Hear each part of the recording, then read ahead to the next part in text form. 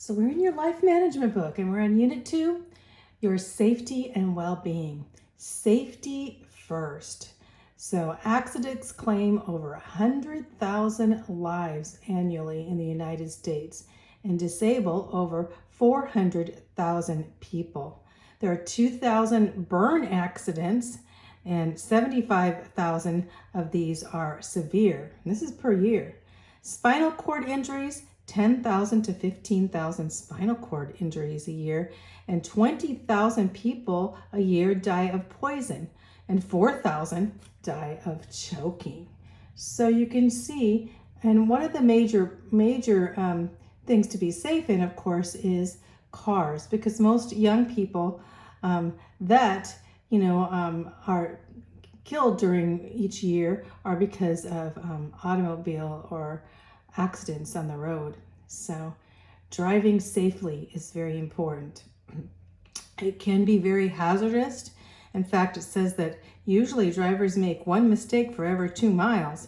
So you have to make sure you do not make drastic mistakes, right? Because life depends on safety. So let's go over some of these driving safety. I know both of you are going to be starting driving. I know Ellie's driving now, but you, Izzy, too. So let's go over some of these safety things in your car.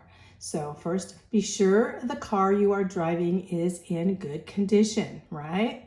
You don't want to have a car that's, going to be stalled someplace on the highway or something. That'd be terrible. So when you hear an emergency vehicle siren, what do? You pull to the curb immediately and stop. To be courteous driver instead of a competitive one, that means to be courteous and let others in, to be nice to people, right? When you're driving. Dim your lights when facing traffic or when following another car at night. So some cars like mine, they dim lights automatically now, but the older cars don't. So you have to dim your lights when you're facing traffic so you don't put, high beams in somebody's eye. Be prepared to stop instantly on crowded streets. So if you're on a crowded street, you should be going slowly. Some child may jump out in front of you, right? So it's so important. Never weave from lane to lane. Of course, you don't want to weave from lane to lane, right? Because then they're going to think, for one thing, that you're drunk or something. So you never do that. And in fact, when you do, people will be watching out for you and wondering what you're going to do. If you have a flat tire on the freeway, drive completely off the highway before stopping. So if you have a flat tire, go to the side completely off, so that another car is not going to crash into the back of you, right? So never drive while under the influence of alcohol or drugs. If you're taking some kind of drug for under a prescription drug, you shouldn't be driving either. And of course, I hope you wouldn't be driving under alcohol. If you see a driver that is, you report them right away, because most fatal automobile accidents are because of alcohol problems, drinking and driving. And never ever ride with somebody who is under the influence of alcohol. You make them stop, get out, call somebody, right? Never do that. So if you need assistance on major highways, raise the hood of your car and wait for the state patrol, or call for assistance using your cell phone. So you raise your hood up, you stay in your car, you keep the doors locked, and pull clear to the side so nobody's going to crash into you, and put your hood up and go back in and wait for assistance to come and help you. And never drive when you're overly tired. Pull aside, take a nap, call for help, but do not drive when you're tired. And when you have school buses and other vehicles that letting off passengers, usually they have lights that go on. If you do pass a school bus or a vehicle with its lights on there, you can get a ticket. It costs lots of money, because whenever you have a school bus, you need to stop and you have to let them, basically let their passengers off and then go. Because some of the passengers, even kids, will run across the street, and so you do not. Wait till the school buses have put up their signs so that you can go and they're ready to go and you're following them. Do not just pass them. Always wear a seatbelt. Not to wear a seatbelt makes you nearly 3 times more likely to die in a crash. You know seatbelts, and you can get tickets for not wearing a seatbelt. Avoid talking on a cell phone or text messages. You know that. That's another ticket you can get. Don't be texting, don't be talking on a cell phone, right? Now you have basically, you can talk to, with headphones on while you're driving. You can do that, but it's best not to because you'll get distracted. Drive with care on the county roads that may be narrow, bumpy, or have unexpected sharp curves. Watch for slow-moving farm vehicles. So on those off-roads, you have to be careful because they will not be like freeways. They're going to have slow-moving vehicles. They're going to have people crossing the road. They're also going to have big bumps, and they're also going to have turns that you're not expected. So never go fast on those roads. So that's about driving. So let's go safety in the home. So home safety. More accidents occur in homes, except for traffic, of course. So we need to be safe in our homes. So our home is a refuge from the outside world, and we want to know that our home is secure and safe for our family, right? So what things should we be aware? First thing here we have is poisoning. So you see there you have bleach and glass cleaner and all this, well, poisoning. Of course, you can inhale harmful gases. You can swallow lethal chemicals or medicines, or children can, Or eating spoiled food is another type of poisoning, basically, eating food that has bacteria or such, and it's going to make you sick, right? Food poisoning. And then another is being bitten by animals too. So being bitten by animals can cause great problems, right? So when we say this, we look, first of all, poisoning. You want to keep soaps, detergents, and cleaning solutions, pesticides on high shelves, especially if you have children around, or even if you don't have children around. It's better to put them on high shelves in case you do have some guests that are children, right? So put them on high shelves, and always put medicines and vitamins out of the reach of children too, especially if they're gummies, because kids would like to eat gummies. I remember one time, I think it was Izzy that got into some gummies or something. So not to put these things on low shelves, and to put them somewhere up and where children can't get to them.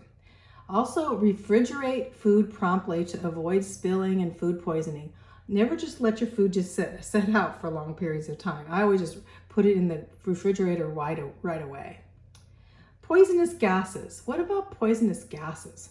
When you talk of poisonous gases, you think of carbon monoxide, right? So you need to be aware of carbon monoxide poison. And it's really good to have a carbon monoxide detector in your home. In fact, now it's really required to have one. We even have one in our motorhome, because we did have one time in our motorhome, our generator was running and it almost gave us carbon monoxide poison. I was getting a headache and everything, and found out that it was leaking carbon monoxide. So carbon monoxide can kill you right away, and you don't even know. It doesn't smell, it just basically all of a sudden people die. I remember a couple when I was young, they were like 16 and they were on a date, and their car was an old car, and it was winter, and they had the car running, and they were talking or in the car, and as they were talking, the car was rusted out, and so basically the exhaust was coming up in the car. They didn't know it, the carbon monoxide, and they both were found dead after that. So carbon monoxide is lethal. So never run a car in a closed garage. You always open it, because basically that carbon monoxide could kill you if you have exhaust in a closed garage. Charcoal grills have to be outside too. They can poison you with carbon monoxide poisoning. Kerosene, space heaters, and gas appliances. You need to have carbon monoxide detectors for those kind of things in the house. If you have kerosene, you guys do, so you should have a carbon monoxide detector. So never use gas ovens or gas ranges to heat the house. So say the house is getting cold, you say, okay, I'm going to turn on the oven. You don't do that ever because it can produce a lot of carbon monoxide poisoning. So carbon monoxide poisoning is very, very important. A lot of people do die of carbon monoxide poisoning. Falls, okay. Falls are important. The falls, whenever you have anything wet surfaces, any place out of the shower, by the bathtub, and especially with elderly people around or even young people, falls can be very easy. Stairways and halls need to be lighted. So at night, you don't fall down the stairway because it's dark, right? And really lights, night lights are very important to be getting up to go to the bathroom so you don't fall. And you can see exactly where to step, so that's why we have these night lights, right? Stairways and hallways should be well lit and free from objects, because that's where a lot of falls happen, especially people getting up to use the restroom. So choking is very common, let's just say that, and it can be fatal in the home situation unless the family member knows how to do the Heimlich maneuver, right? And we're going to learn how to do that in the next section. So I'm not going to go over that, but choking is, especially with young kids jumping around with hard candy in their mouth. I'm just against that because that happened to me when I was a young girl, and actually probably more Adele's age. And I was goofing around in my grandpa's house, and he gave me some hard candy, got stuck, inhaled it, and we hit it about turned me upside down, and my throat even started bleeding afterwards. It was terrible. So choking, don't jump around with hard candy in your mouth, that's for sure. Firearms, guns, should be stored unloaded in locked cabinets. And you always handle a gun as if it were loaded, because you don't know if there might be one bullet in there that you didn't know about, right? And you never point a gun at anyone at all, even if it's unloaded, right? So you need to know gun safety if you have guns, that's for sure. So let's see. Accidents in homes can be prevented by taking precaution.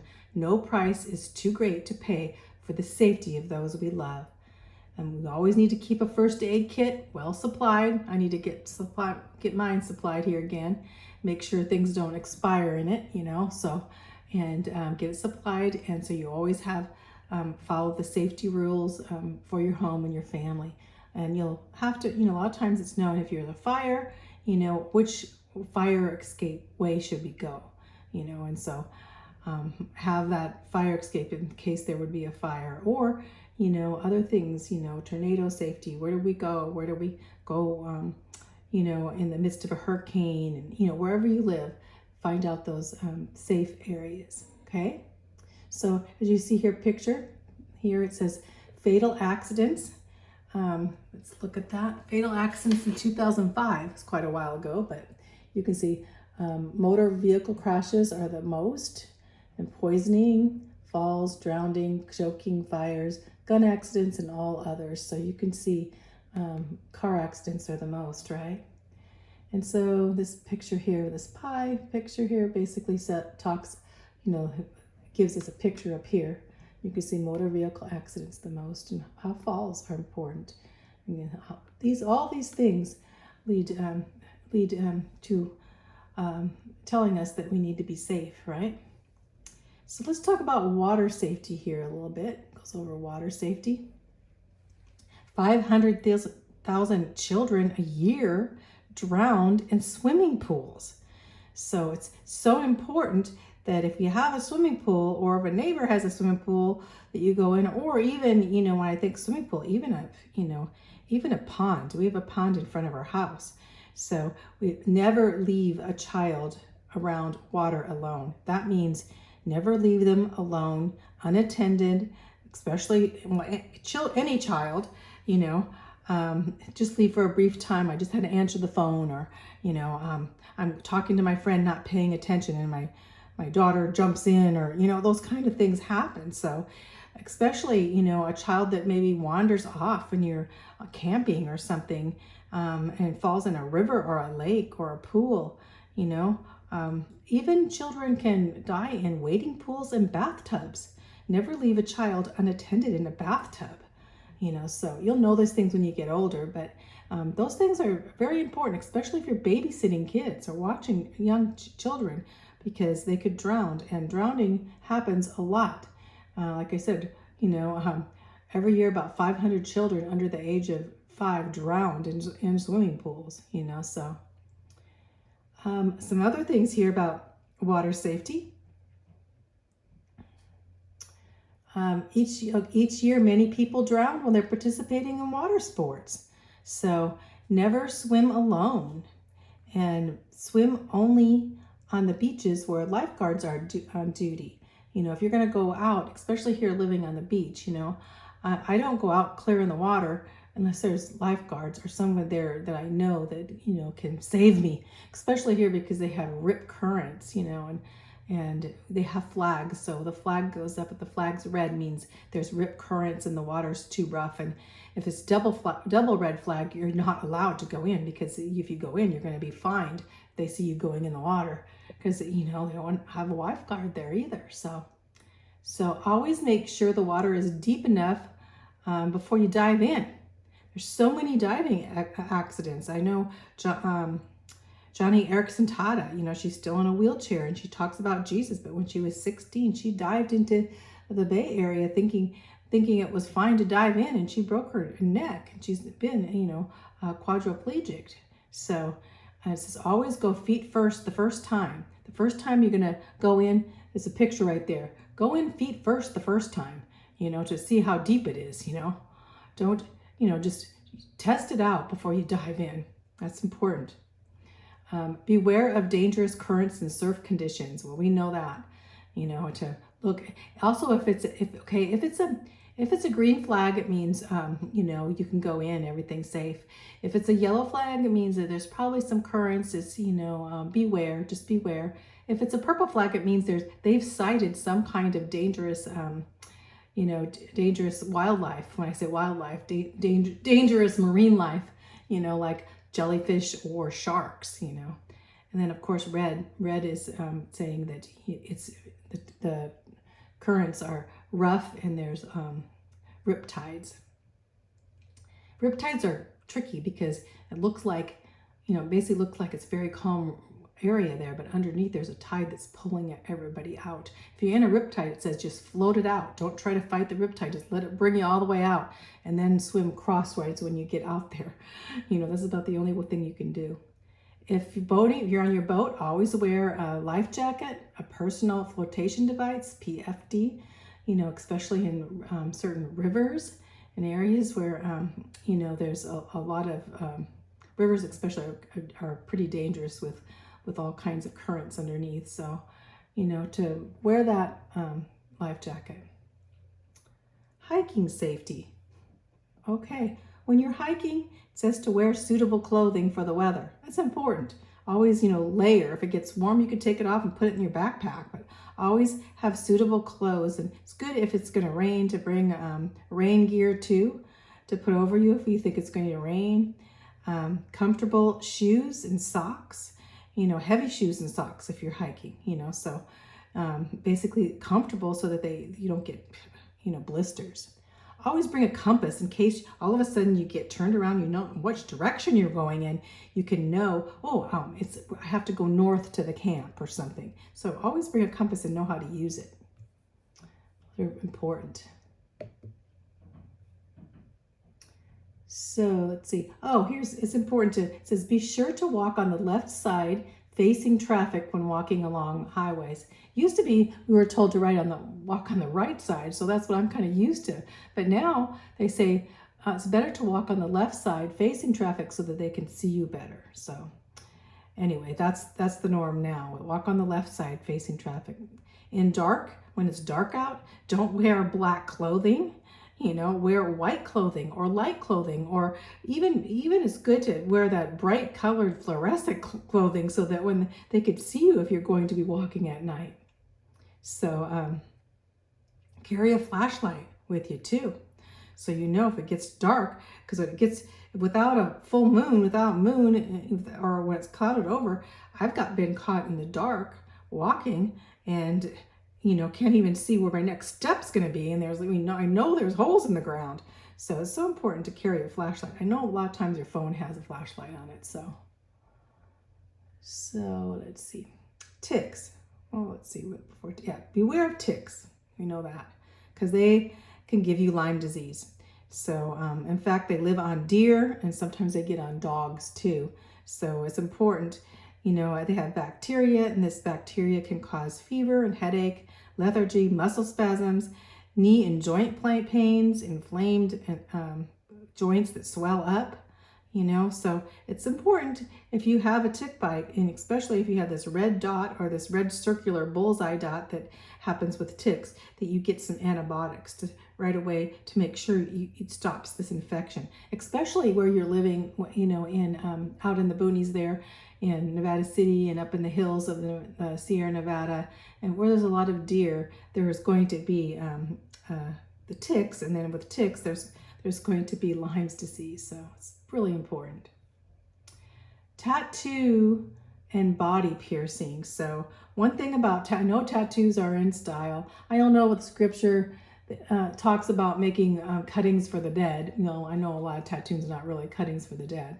But body piercing and tattoo can risk infection. So it's important when you get that, if you got some, that you have possibility of getting diseases if they don't use the right procedures. So in fact, you can get hepatitis B and you can get AIDS through piercings. And so diseases can happen through sharing drug needles, through tattooing. All these things can give you vital diseases like hepatitis, and the diseases that last your whole life. So it's really important to watch what you're doing, right? Outsmarting criminals. This is pretty important because someone can enter your house, and be in there hiding. So you just have to be smart. It's like almost being street smart. Outsmart your criminals. So if someone is hiding and you think somebody entered the house, don't go in. Either go to the neighbor or call the police or call somebody, call your parents, of course. Don't go in, because it may be that someone is in there hiding, and when you go in, and may kidnap you or kill you, So never open the door to strangers, even repair people that you don't expect them coming. They say, well, we came here to repair something. And you didn't call them? Could be someone coming in, and never have a small child just run to the door and answer the door, because in doing that, you may cause the danger to the child, and the child could get kidnapped, so don't ever do that. So be careful of giving information to strangers who call you on the phone. They may be just checking to see who's home, or if you get an obscene call, just hang up right away. Report what in the world, especially now with cell phones and everything. We have to be very careful, because there's all kinds of criminals out there trying to abduct kids, teenagers and such, sex traffic them. All these things are common now, so you have to be smart about things. Be aware of giving information to strangers, especially on the phone. They, I said that before, but any information. How about elevators? This is part when I was talking about an elevator. So I never thought about it, but when you go into an elevator with a stranger, you got to be careful, right? If you think there's something weird about that person, don't, get off the next floor if a stranger gets on that you think is weird, or something's not right, and just don't get into it with the stranger. It's good to go, in twos anyway, and not be alone in any kind of secluded places.